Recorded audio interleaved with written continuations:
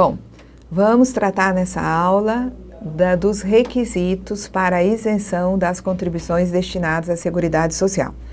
Lá no artigo 95 da Constituição Federal, no parágrafo 7º, nós já vimos que são isentas de contribuições para a Seguridade Social as entidades beneficentes de assistência social, mas apenas aquelas que atendam às exigências estabelecidas em lei. Inicialmente, as exigências estavam lá no artigo 55 da Lei 8.212. Só que esse artigo ele foi revogado pela Lei número 12.101, em 2009. Tá? Então, para tratar de requisitos para a isenção de contribuições destinadas à Seguridade, nós temos que ir até essa lei de 2009, tá? Essa lei trata da certificação das entidades beneficentes de assistência social e da isenção, tá? E dos requisitos da isenção, também do cancelamento dessa isenção, enfim. Então, a certificação da entidade como entidade beneficente de assistência social é um requisito, tá, para a isenção. Não é o único, mas é um requisito importante que é tratado nessa lei. Então, a entidade nessa lei, a lei que nós tratamos aqui, só para ir sempre lembrando, é a 12.101, de 2009.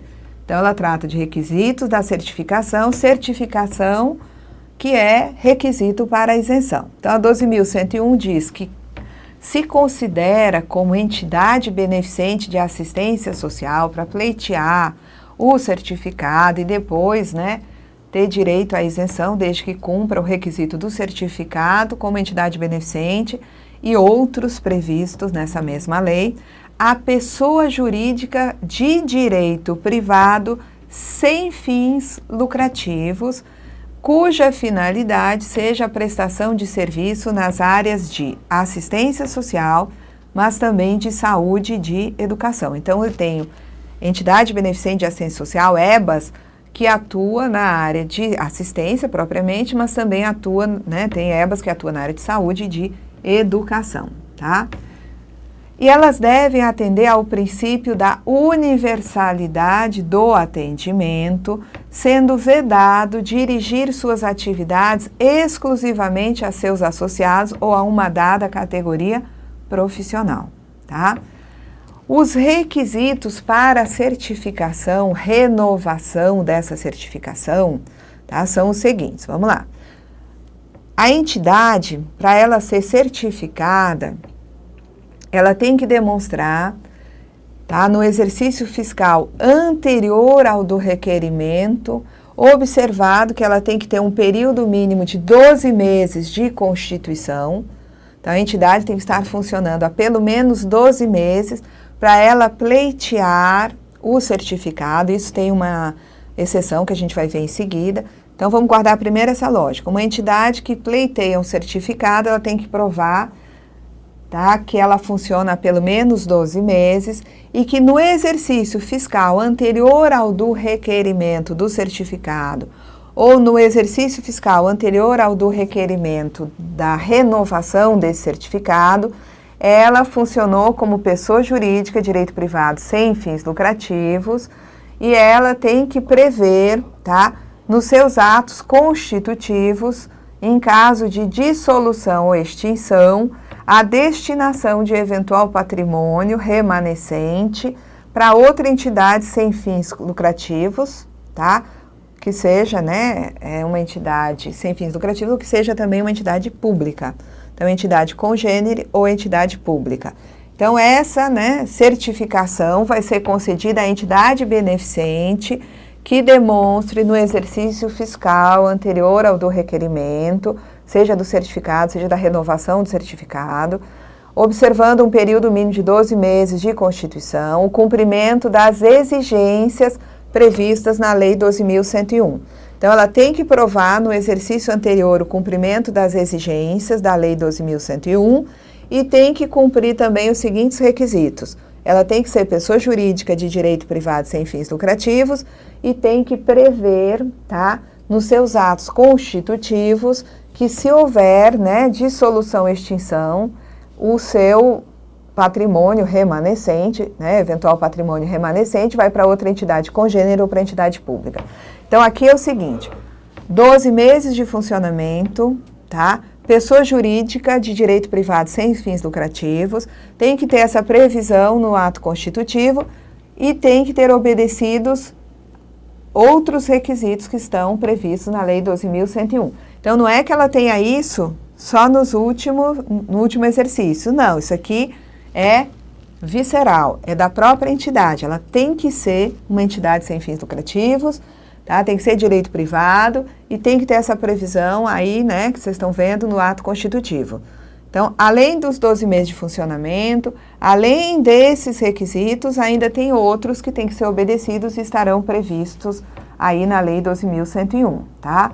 Esse período mínimo de cumprimento, tá, de 12 meses, tá? Na verdade, não é o período mínimo de cumprimento dos requisitos, é um período mínimo de, vamos botar aqui, período mínimo de atividade dela tem que ser de 12 meses, ela tem que estar, né, constituída, vamos ver aqui, tá? A certificação ou renovação é concedida à entidade, observando um período de 12 meses de constituição, então vou apagar a atividade, porque às vezes ela pode estar constituída e não ter iniciado a atividade naquela mesma data. Então, o que interessa aqui é ela provar que ela tem 12 meses de constituição. Trata-se de entidade constituída há pelo menos 12 meses. Mas esse período de 12 meses de constituição aqui, tá, pode ser reduzido se a entidade for prestadora de serviços por meio de contrato, convênio ou instrumento congênere com o SUS ou com o SUAS, em caso de necessidade local atestada pelo gestor do respectivo sistema. Vamos lá. As entidades de saúde, tá? O que elas têm de requisitos para obter o certificado e, portanto, né, junto com outros requisitos, ter direito à isenção. Então, para ser considerada beneficente, aqui nós não estamos falando ainda da isenção, nós estamos falando do certificado, que é requisito para isenção. Então, para ser considerada beneficente, uma entidade de saúde, tá, vai conseguir a certificação, tá certo? Então, para ser considerada beneficente, fazer jus à certificação, ela vai ter que celebrar contrato, convênio ou instrumento congênere com o gestor do SUS. Então, ela tem que ter contrato, convênio ou outro instrumento contratual com o SUS, tá? Essa entidade de saúde tem que ofertar a prestação de serviço ao SUS no percentual mínimo de 60% da prestação de serviço total. E essa entidade tem que comprovar anualmente, né, conforme regulamentado pelo Ministério da Saúde, a prestação de serviços ao SUS com base nas internações e nos atendimentos ambulatoriais realizados. Então, esse percentual de 60% tem que ser comprovado junto, né, ao Ministério da Saúde. Porque é o Ministério da Saúde que é hoje responsável pela emissão do certificado quando se trata de entidade de saúde. Quando se trata de entidade de educação, é o Ministério da Educação. Quando se trata de entidade de assistência social, é o Ministério do Desenvolvimento Social e Combate à Fome. Então, para ser considerada beneficente, fazer jus à certificação, tem que cumprir esses 3 requisitos. Tem que ter contrato, convênio com o gestor do SUS. Dos serviços que ela, né, presta, 60% tem que ser prestados ao SUS, tem que ser ofertados ao SUS. E essa prestação de serviços ao SUS tem que ser comprovada anualmente, tá? Com base nas internações e atendimentos realizados. Esse atendimento do percentual mínimo de 60%, ele pode ser individualizado por estabelecimento ou pelo conjunto dos estabelecimentos daquela pessoa jurídica. Só que não pode trazer, tá, para compor o percentual, outra entidade com personalidade jurídica própria, mesmo se for mantido pela entidade que tem o certificado, tá? Então, eu tenho, né, uma pessoa jurídica que tem o estabelecimento matriz e 2 filiais, são 3 hospitais. Esses hospitais, tá, em conjunto, do total da prestação de serviço, 60% é ofertado ao SUS, tá ok? Agora, se desses 3 hospitais, 50% da prestação de serviço for para o SUS, e como essa pessoa jurídica mantém uma outra pessoa jurídica com CNPJ diferente, que também destina alguma forma de atendimento ao SUS, quer trazer os atendimentos dessa pessoa jurídica mantida para compor os 60%? Não pode, tá? Então, esse percentual mínimo de 60%, ele tem que ser atingido com a prestação de serviço do estabelecimento de saúde, matriz e suas filiais, desde que tenha o mesmo CNPJ raiz.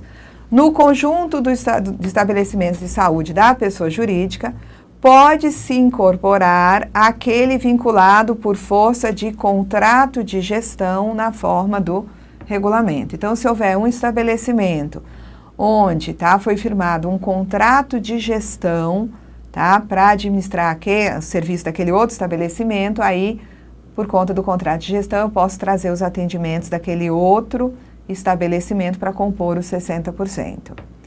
Para comprovar anualmente a prestação de serviços ao SUS, os 60%, né, dos atendimentos, internações, enfim, 60% da prestação de serviço, a entidade que aderir a programas e estratégias prioritárias do Ministério da Saúde fará jus a índice percentual que será adicionado ao total de prestação de seus serviços ofertados ao SUS, observado o limite máximo de 10%, conforme estabelecido em ato do Ministro da Saúde.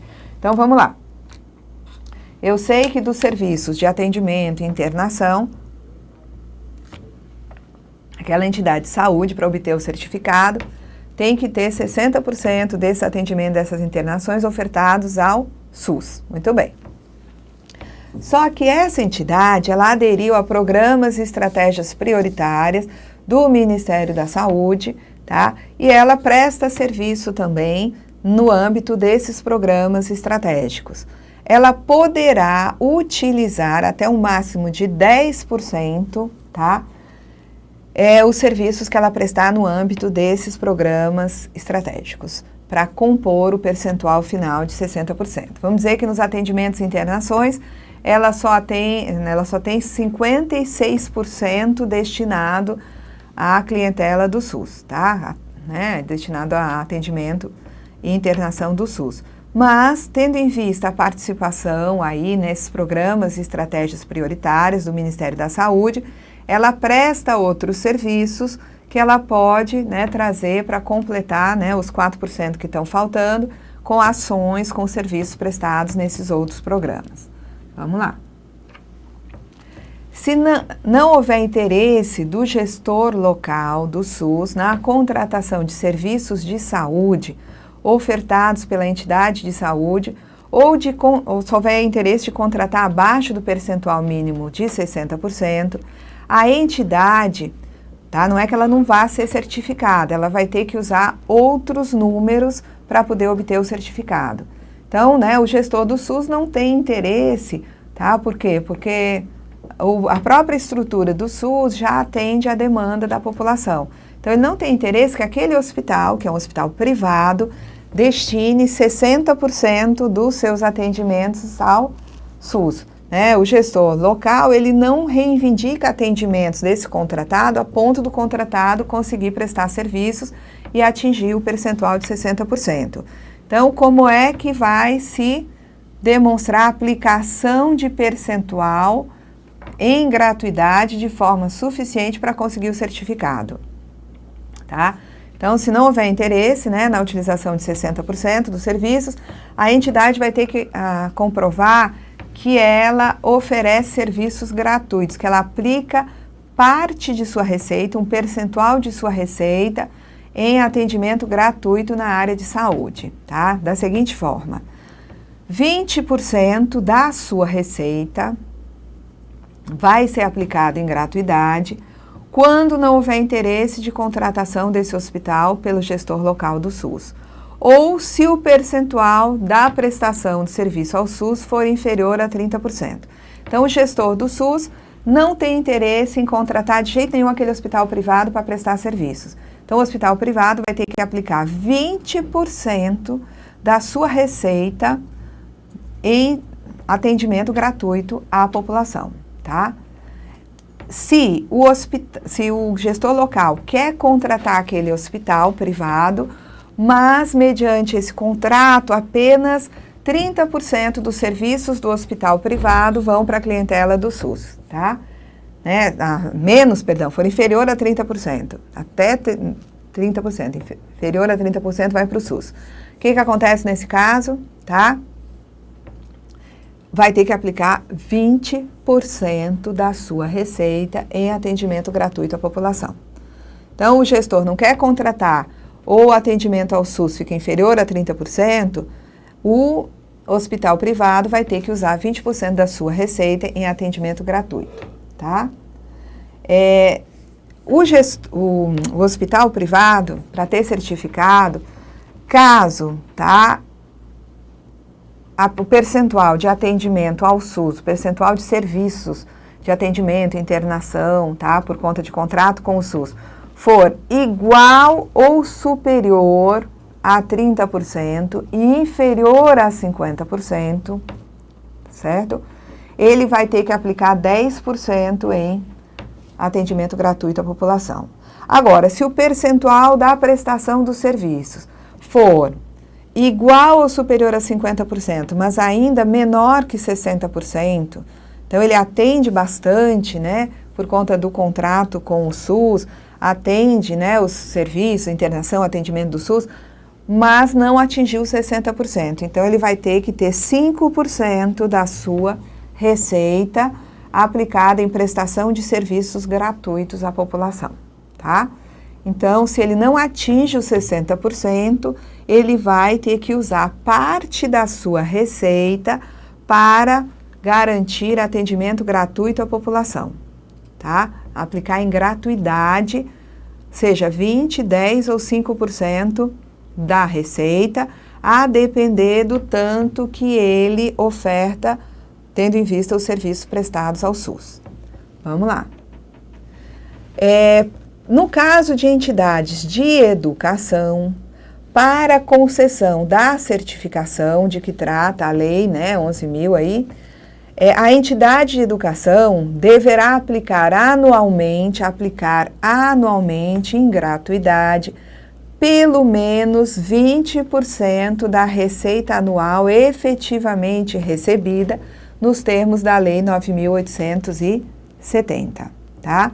Então, as entidades de educação certificadas, elas têm obrigações de fazer, obrigações acessórias, tá? Elas têm que prestar informação ao Censo da Educação Básica e ao Censo da Educação Superior, conforme definido pelo Ministério da Educação. Requisitos para a certificação. Então, para fins de concessão ou renovação do certificado, a entidade de educação que atua nas diferentes etapas e modalidades da educação básica, regular e presencial, vai ter que demonstrar que ela está, né, adequada às diretrizes e metas do Plano Nacional de Educação. A entidade vai ter que atender a padrões mínimos de qualidade aferidos pelos processos de avaliação do Ministério da Educação, e essa entidade vai ter que conceder anualmente bolsas de estudo na proporção de uma bolsa de estudo integral para cada 5 alunos pagantes. Então, uma escola que queira obter o certificado como entidade beneficente de assistência social, tá? Ela vai ter que cumprir isso daqui, aplicar anualmente em gratuidade pelo menos 20% da receita efetivamente recebida. A forma de oferecer gratuidade, tá, é dando bolsas. Uma das maneiras é dar bolsas totais ou parciais. Então, né, quando ela concede as bolsas, ela vai ter que conceder para cada 5 pagantes uma bolsa integral, tá? Então, para o cumprimento da proporção dessas bolsas, a entidade também pode oferecer bolsas de estudo parciais, tá? Como é que são essas bolsas parciais? Então, no mínimo, né, aqui uma bolsa de estudo integral para cada 9 alunos pagantes e bolsas de estudos parciais de 50% quando, né, necessário para o alcance do número mínimo exigido conforme definido em regulamento, tá? Então, essas são as chamadas bolsas parciais. A entidade, ela pode substituir até 25% da quantidade das bolsas de estudo por benefícios complementares. Então, ela pode fechar a gratuidade substituindo as bolsas por outros benefícios, tá? Que vão ser concedidos a alunos que tenham, né, famílias com renda familiar per capita que não exceda o valor de um salário mínimo e meio. Então, é um casal com 2 filhos, tá? 4 pessoas na família. Eu vou ter que verificar a renda do pai com a renda da mãe, dividir pelo número de integrantes, dividir pelos 4. Se o valor obtido for de até um salário mínimo e meio, essas pessoas podem, né, esses alunos vão poder receber dessa escola particular transporte, uniforme, material didático, moradia, alimentação e outros benefícios definidos em regulamento. E esses benefícios complementares para esse universo de alunos pode substituir até 25% das bolsas necessárias para atingir a gratuidade, tá? A entidade que, além de atuar na educação básica, tá, ou em área distinta da educação, também atue na educação superior, deve obedecer o que está lá na Lei 11.096, no artigo 10 dessa lei.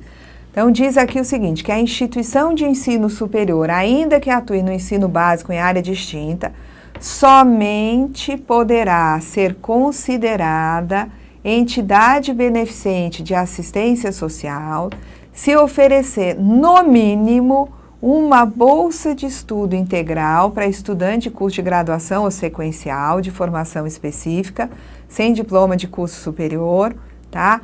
Para cada 9 estudantes pagantes de curso de graduação ou sequencial, tá? Então, no caso da educação superior, para cada 9 estudantes, um tem que ter bolsa e essa bolsa é integral, tá certo? Então, vamos lá.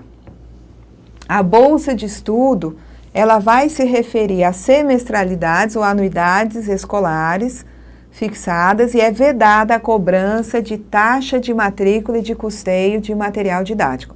Porque aí concede a bolsa, mas faz cobrança de outros itens, tá? Isso não é permitido. A bolsa de estudo integral será concedida a aluno cuja renda familiar, né, mensal per capita não exceda o valor de um salário mínimo e meio. Então, renda per capita, né, não pode ser superior a um salário mínimo e meio. A bolsa de estudo, tá? Isso é a bolsa de estudo integral. Já a bolsa de estudo parcial será concedida a aluno cuja renda familiar per capita não exceda o valor de 3 salários mínimos. Então, para fim de certificação, o aluno a ser selecionado aí, né, ele tem que ser escolhido pelo perfil socioeconômico e por outros critérios definidos pelo Ministério da Educação, tá?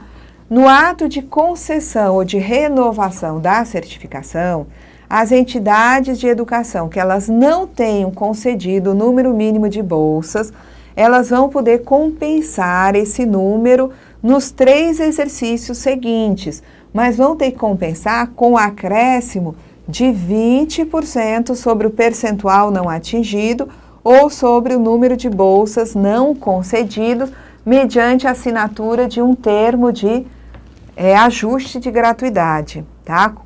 Então, ela não atingiu aquele percentual de 20%, não atingiu as bolsas, a quantidade de bolsas, ela vai ter que suprir isso, compensar nos 3 exercícios seguintes, mas vai compensar isso com um acréscimo de 20%. As entidades de assistência social que vão em busca de sua certificação no Ministério do Desenvolvimento Social e Combate à Fome, tá? A certificação, a renovação vai ser concedida quando elas prestam serviços ou realizam ações socioassistenciais de forma gratuita, continuada e planejada para usuários e para quem delas necessitar, sem discriminação, observada a Lei 8.742, que é a Lei Orgânica da Assistência Social. São consideradas entidades de assistência social aquelas que prestam, sem fins lucrativos, atendimento e assessoramento aos beneficiários abrangidos pela Lei 8.742 e também as entidades que atuam na defesa e garantia dos direitos desses beneficiários.